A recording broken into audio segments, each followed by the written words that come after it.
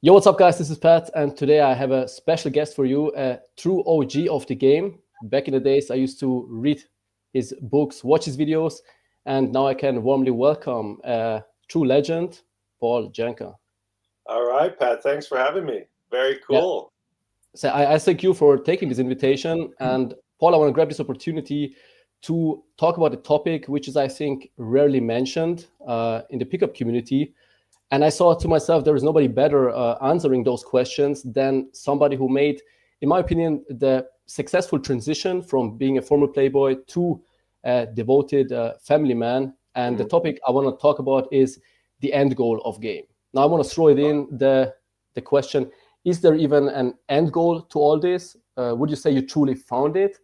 And is your way the real way at the end of the day to go for Interesting. guys? Well, yeah, we can jump right into that. At the towards the end of the call, I'd love to hear a bit more about you and your podcast and Vienna and stuff. Mhm. So 2 or 3 minutes on what you Yeah, guys are thanks. doing over there in Austria. As you said, I'm based in London, so we're not that far away. Um, the thing about my journey uh, is that I didn't. This whole idea of game and the manosphere and all these people online comment, it wasn't really around when I started. So it Mhm. was just most of the people. I know mystery sort of opened that door, but up until that point, most guys who chased girls were just horny and they liked. I mean, they were drawn to the physical aspect of the girl, but and yes, they liked maybe some ego boosting if they had a hot chick on their arm, and they. But it's over the years, it's become this whole thing like game and what Yeah. does it mean and what are we what. But for me, I just was a young horny guy who liked the interaction with women and Mhm. kept doing it. I didn't really think more than 5 minutes ahead, and did it for Okay. years. And but I also always wanted to have. I mean, I come from a divorced household, but I didn't have huge trauma in my life growing up. So the idea of a family appealed to me. I didn't think, oh no, I don't want kids or I don't want a wife. I was pretty mainstream in that sense. I wanted a normal sort of white picket fence child and wife. So I never thought I would be quote unquote gaming for decades. It was Ah. always a phase, and also I do believe that the game lifestyle, the play is it's suited for certain environments. Like New York City was amazing for it, but Mhm. if you leave New York and you live in a quiet, like it doesn't work. I mean, there's a lot of, I mean, top game. You need to be in a big city that's walkable, where you have a lot of interaction with other young women. I mean, basically. Yeah. So there's not. I mean, maybe there's 20 places in the world where you can really be an alpha gamer. But if you, it doesn't really make sense to live on a farm in the country and be a gamer, obviously. So I recognized that it was sort of a period of my life, and I didn't think I'd always be doing that. And as far as, I mean, in retrospect, though, one thing that it did teach me is I grew very, very confident with women, and I understood my value, and I also understood how to interact and manage women because hot girls can be quite intimidating or difficult or have very entitled, and guys can fall for traps a lot. The girl says buy me this and the guy wants approval, so or whatever it is. And so I think part of my journey, and also I started, I was in my 30s by the time I stopped, so I was a bit older, let's say. I, Mhm. I developed um, an understanding of what like their motivations are, and so I basically was mature enough to know how to handle women. And so I think one of the problems, if you don't go through that phase of game when you're just a young chode and you marry a hot chick and from high school, you can really never develop your own backbone when it comes to other women. And Yeah. like if you were to then get divorced and try to get back in the dating scene, you'd be quite weak.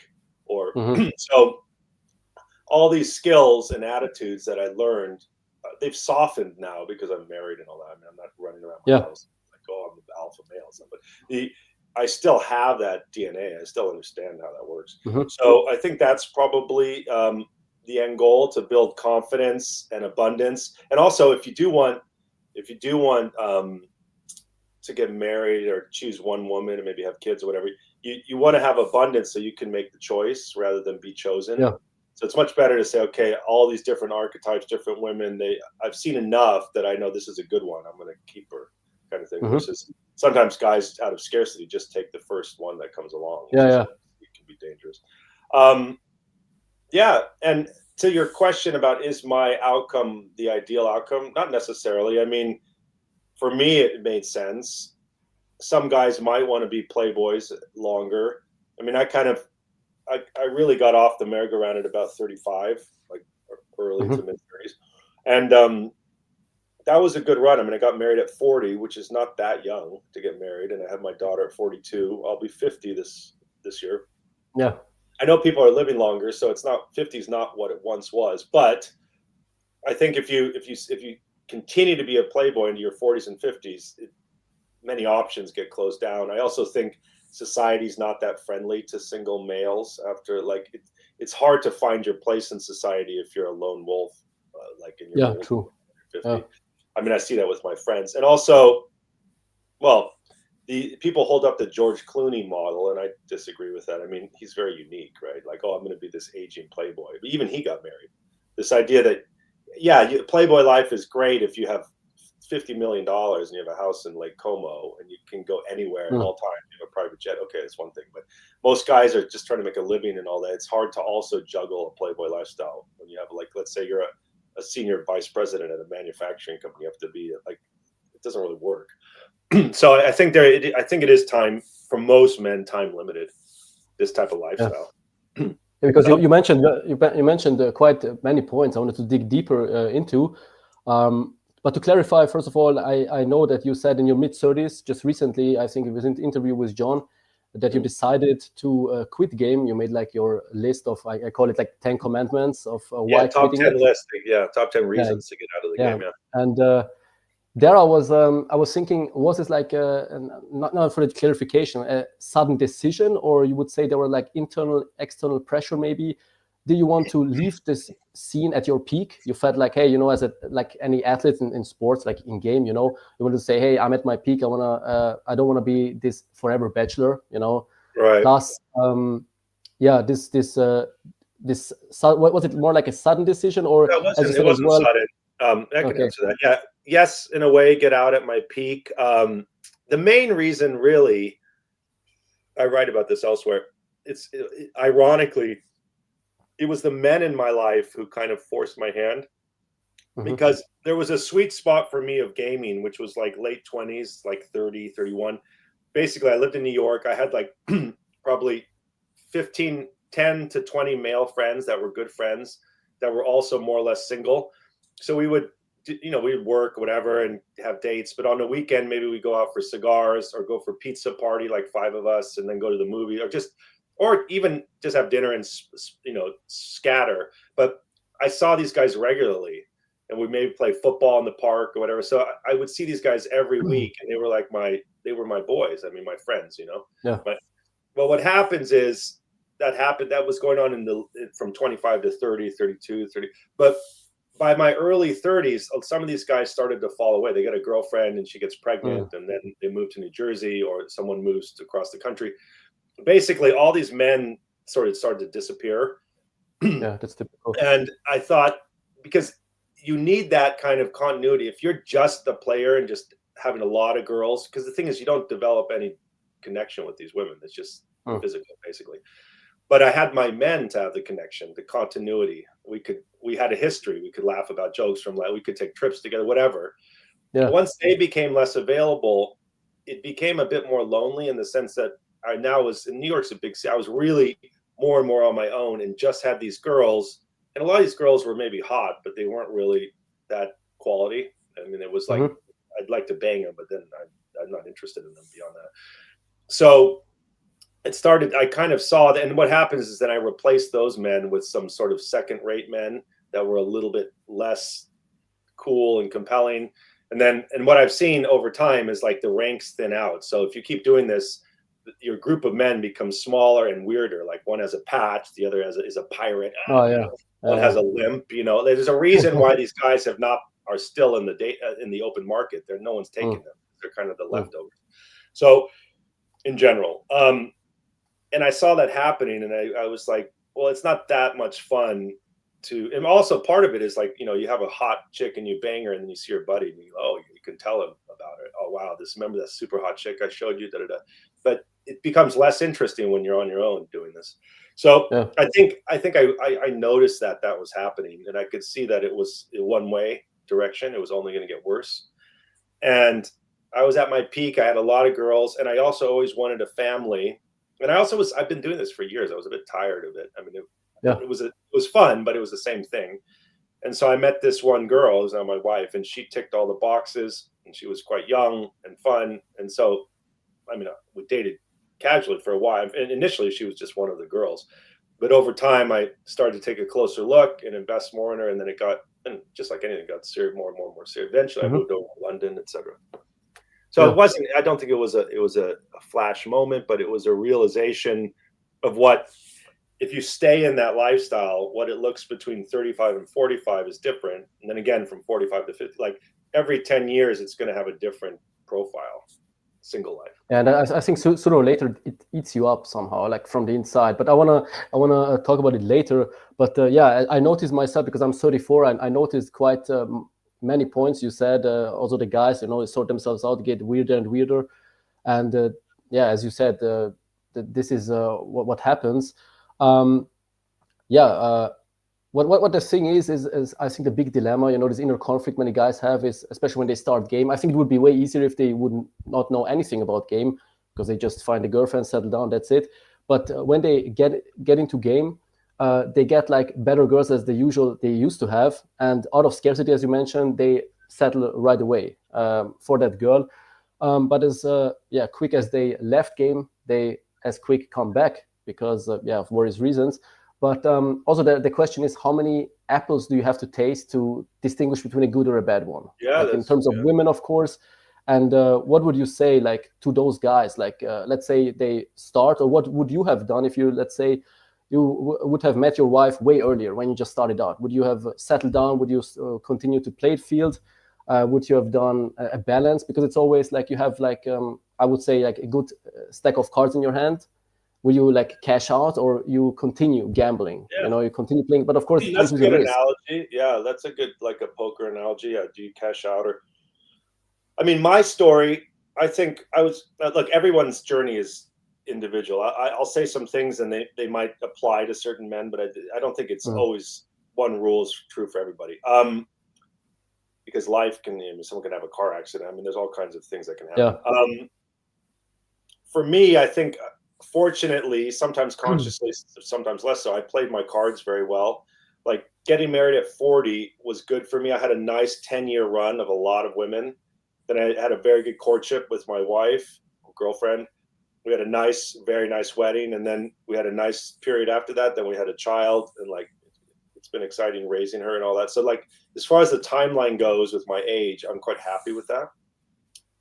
Um, there's pros and cons to like settling down earlier. I mean, if you're very young and you're a dad, you have a lot of energy. That's cool too. And like, but we're thinking about maybe having another kid, in which case I'll be quite old when that second kid is. Hmm. At the moment with my daughter, it's fine. I'm not that old, but so there's pros and cons to like if you want kids and when you have kids. What one thing I want to say, it was on my mind, was that for me, because of where I saw my life going, I was never ready to settle down before I did. First of all, I'm an entrepreneur, so I was always, sometimes I had no money. It was a very up and down. I mean, I Yeah. had, for a while, I worked on Wall Street and I made quite a bit of money, but that was brief. And at that point, actually, I was just interested in shagging girls. But my life was up and down. It took me a while to finish college because I left to start a company and I went back. So everything was kind of delayed. And then I did have girlfriends. I probably had six or seven long-term girlfriends before I got married. So I had a lot of exposure to women in relationship as well. But I never thought like I'm done. Not about the girl, but like professionally. Like first, I moved from Los Angeles to Boston for college. Then I was in college and started a business, but I didn't want to live in Boston long term. Finally, I Mm. made it to New York City right after 9/11. I started from scratch basically. I was in a lot of debt, so that took a while to build up or to get on my feet. Yeah. And then I was like in my late 20s, and I didn't want to settle down then. I was meeting all these girls, and so there was never a point where I thought, oh, this is a good time to like get serious or start a family. I was still moving, trying to stumble forward. So, Hmm. I mean, part of the short answer to this is, I think for a lot of guys, until you get established and you're financially secure, it doesn't really make sense to try to like lock down a girl or have a family, because these things cost a lot of money, and also Yeah. like a wedding and all these things. I think I think if a guy becomes financially established young and he has a really good career and he's making a lot of money, he feels that's what happens to my friends, like from Harvard, for example, which is a top school. A lot of my friends were very successful. The ones who were very successful financially, they often married young because they had Mm. demanding jobs, even in New York, making $500,000 a year. All they did was work, so they didn't have time for game. They just wanted a nice, good, quality girl and to come home to at night. And they had the resources to plan to take care of her and plan for. I mean, this is the old patriarchal model, but plan for the wedding and this raise kids. Yeah. So I didn't have that. I never was super established until my business started taking off. Then we started making quite a bit of money. And that's the same Hmm. time that I got serious with my now wife, because I had the money to travel, to have some to invest in the relationship. So I think to a large degree, until a guy feels comfortable in his career and knows what he's doing and has some money, I think maybe then he'll start to think about settling. But Hmm. for me, that didn't happen until my late 30s, or mid to late 30s. So Yeah. before, I was never even thinking about it at all. Mm. Because what I can hear out, you're really like very rational, in your decision making, I think. But of course, it's I think even more difficult, as I mentioned already before, that somebody like you, who has really all this experience, gathered all this experience, basically created a beast, fed that beast over the years, and then suddenly, when you settle down, when you married, you as well said, I think in an interview, that you felt like a caged animal the first years, because Yeah, yeah, difficult. you didn't give any food to the beast anymore. They have to lock it. You had to lock it up and destroy it somehow. So I Yeah, think yeah. I said before, well, I had to kill parts of myself because I mm, was an animal out there, and that obviously didn't work. And when I got serious with my wife and get married and stuff, and so mm, luckily that those impulses. First of all, age helped. A couple things help. I mean, as you get older, your libido drops, testosterone, yeah, but also most guys who are in a serious relationship, it would be smart to move to a part of the city that's not oh, full of hot young girls all the time. Like where I hmm, live is very nice, but it's older people and yeah, families. So even when I go to school and drop my daughter off, yeah, there are other mothers, but they're generally not attractive. Like you would like not hmm, attractive like a 22-year-old is with a yeah, mini skirt. So and sometimes when I go into, and first of all, even London compared to New York is not the same level. New York is crazy, or it used to be. But I don't put myself in those environments where I'm tempted, because I have nothing like to on gain. purpose. Yeah, Yeah, I have nothing to gain from it. So I think you can take steps to, but initially, before I mean, it was a transition, so it didn't all happen. We were still living in central London. I didn't have a daughter. I was just getting serious with my then girlfriend. So yeah, it was tough because I'd meet other girls somehow randomly, and I would think, oh, I'd love to, and I couldn't. But I also had done so much of that at least in my mind, I always said, well, I banged like 5 girls that are just like this one. I don't have to take, as you said, I don't have to take a bite of this apple.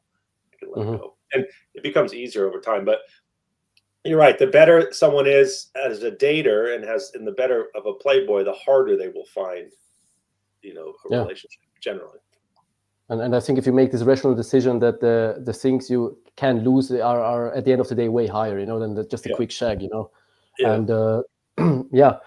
Also, I think what I wanted to talk is, there are many coaches or guys even who would say now at this point, they would disagree. They would say, hey, is it not something unnatural to somehow destroy that like animal you created, or that you like do this thing? What would you say to those guys? Because for you it's the right way. I think as well, the same, I would say, I would, at the I end of would, the day. the analogy I use is cigarette smoking. Like, cigarettes kill you. They're unhealthy, obviously. I don't know if Yeah. you've ever been a smoker, but because I smoked at points in my life. So, but the thing is, if you want that next cigarette, it seems compelling. You want to have it, but you Mm. realize also that it doesn't make sense in the long term. So there's a conflict there between the immediate gratification of having the next cigarette, but also realizing I don't want to be a smoker longer Yeah. term. So how do you So yeah, it's like that. Yeah, I like the Playboy lifestyle. I loved all the variety. I loved the excitement, but I also realized, for the reasons we discussed, like that I didn't want to be doing this in 10 years. So it was a Yeah. conscious decision, like to as I say, step off the merry-go-round. Mm-hmm. It is unnatural, probably. I mean, monogamy, I don't think is a natural state. And also I was quite lustful and very good at the game. So in my pure natural state, if you want to call it, I probably should have been allowed to just roam free and do what I want. The problem is the consequences of that would have been a life at this age that I would have been unhappy with. Yeah. That's why the cigarette analogy, it makes sense. It's Yeah. like you don't want to have lung cancer at 60. You're going to regret having not stopped smoking. So there's like, you have to think That's a good ahead. point. You have to think ahead about what you want your life to look like. And look, it's not like I didn't have a good run. I mean, I didn't sleep with 3 girls. I slept with like 250 hot chicks. So it's Yeah. like I did enough of that to know, okay, that I know what that's like. Let me see which is totally different than like a family man with a child. I mean, I wouldn't trade Mm-hmm. that for what I have with my daughter. And we just went on a ski trip to Italy and just a father's daughter. It was so amazing. I mean, I love her Yeah, you told me obviously about. Yeah. as to bits. So like, I probably wouldn't be able to have that privilege in this life if I had decided to just stay with that thing. So, Mm-hmm. but yeah, to have the strength to change and be committed to it is difficult. But I'd be interested. Some guys make the argument that an aging Playboy is a good look, but I'm not convinced that someone in their late 40s, 50s, early 60s, single guy. The thing also, when you're single, you have to do everything yourself. Like with marriage, there's a lot of we share a lot. It's much easier to get stuff Yeah. done, right? Cool. It was fine when I was young and had a lot of energy, but I imagine when you're like 50 and you still have to cook every meal and you eat by yourself every night, and you like I don't know, it doesn't sound good to me. But what is the case that these guys make in terms of why it's good to stay single permanently? Yeah, I mean, there are many, I would say, still coaches out there, not many, but there are coaches out there who maybe started at your time or even before. I don't want to drop names, but we, of course, all know kind of like coaches who are still playing the field, and for me, like, it feels sometimes very forced, when I see those guys still like being, I don't know, like doing their day game sessions, whatever. And then on the other hand, I think, are they like still stuck in a kind of like Peter Pan syndrome? I don't know if it's a medical word, but I would say like they live in a dream world of still this forever young bachelor, and they lost the bigger picture at the end of the day, I think, or the end goal. Maybe. Yeah, I mean, if we talk beyond game, I definitely believe that there's certain phases of life where you should do things and then move on to other stuff. Like, for example, I don't know, maybe I'll get controversial, but like playing video games as an adolescent or early 20s, like one thing, but like if you're like 50 and you're consumed with like PlayStation, that's probably a little unusual. So like there's certain things that you should. So what I say, instead of saying don't do it, what I would advocate is that when you're in the phase where you should do it, you should go 100%. That's why I made no apologies. I was like, I'm single, I'm 28, I live in New York, I'm gonna fuck as many hot chicks on all the time, 100% effort. Yeah. And do it for 5 years, so that, because I'm not going to do that later, then that's going to be done, because it's not practical to do that when you're 50. So I basically suck the marrow out of that phase of life, and then yes, the transition is always hard in any transition. I mean, being born is hard. When you transition to death, anytime we transition between stages, it's very difficult. So, but I had to move on to the next phase of life. I couldn't keep doing that. I didn't want to keep. And I think is this lacking of this bigger picture is and evolving in other areas, because you as well said that you evolved in other areas, but I think those coaches and those guys like being still in like or already in their like 50s and over, they are still like chasing girls. It's their only purpose, I would say, and I think it can lead to depression. I mean, we have seen recent cases, tragic cases. I would say the latest being Johnny Berba, but as well guys who don't make it into the news. Like I know a former coach 2 years ago here, a local coach in Austria, who took his life. Also another guy I used to know, both in their early 20s, and they didn't have anything than game, basically, than the validation of girls. And I think, I mean, I don't know if you would agree, but I think game as well, and I think Sasha Daygame did a video about it, and also like Rouge V, who said it can really push certain people, I would say emotionally anyway, unstable ones, into a darker place, you know. Yeah. I mean, I'm aware that there's been some tragedy, and I didn't know about Johnny Burba, but yeah. So I think sometimes people take it too seriously. I think when you're young and you're single, it's good to learn some technique and meet a lot of girls and enjoy it. If you're heterosexual or bisexual, whatever you are, do that for a while. But then if you do want to move on and mature and stuff, there are other things in life than game. Yeah. So yeah, that was my case. I probably, because I came sort of, I wasn't really a product of the whole game manosphere. I was, like I said, I was doing this just because I was horny and for fun. I don't think I ever got too sucked into that. And for me, it was a phase. And certainly when basically when I left New York, yeah, that was I also was helped because I left New York City and moved here and moved in with my girlfriend. So it was a very clean break. So like all the old reminder stuff was like behind, and I had a new life. So I wasn't confused about like, am I living the old life, the new life? It still was difficult, but I think that also helped me. I had never thought of that, but in that sense, I was quite lucky, because obviously, if you want to make a clean break from a lifestyle, it helps to like, move away from your old behaviors or territory. So how are we doing? We got 2 minutes before we wrap up. No. Yeah, as I said, I wanna thank you very much, Paul. Guys, I will drop, of course, all the necessary links to reach out to Paul, because you're teaching exactly what we are talking about. Guys who want to transition, guys who are maybe already into a relationship. As we know, game never ends; it just evolves. And I will drop, of course, all the necessary links. Cool. Well, Pat, why don't you just tell me a little bit? You guys are running. Are you part of a lair out there in Vienna, or you just have a we just found each other. I'm based in Austria, and Scott is based in the US. We just found each other as well, like other coaches, and we did some lives together and thought, hey, we're quite compatible with our way of thinking and stuff like that. And is your podcast all game focused, or what is it? Yeah. It's only about game, text game, night game, day game. Mostly text game, of course. And I did some collabs as well with others, like John Anthony, for example. So yeah, I'd love to learn one day German text game. I don't know how that would be tricky. So, I can help you in that one. Yeah. All right. Well, listen, if I come to Vienna, we'll have a coffee, and you'll show me your favorite part of the city. I love Vienna, so I'll be there at some point. I'll give you drop you an email. Yeah, okay. So of course. And thank you very much, Paul. Wish you all the best. Also to your family. Take care. All right. Until next time, okay? Yeah, see you. Thank you very much. Bye-bye.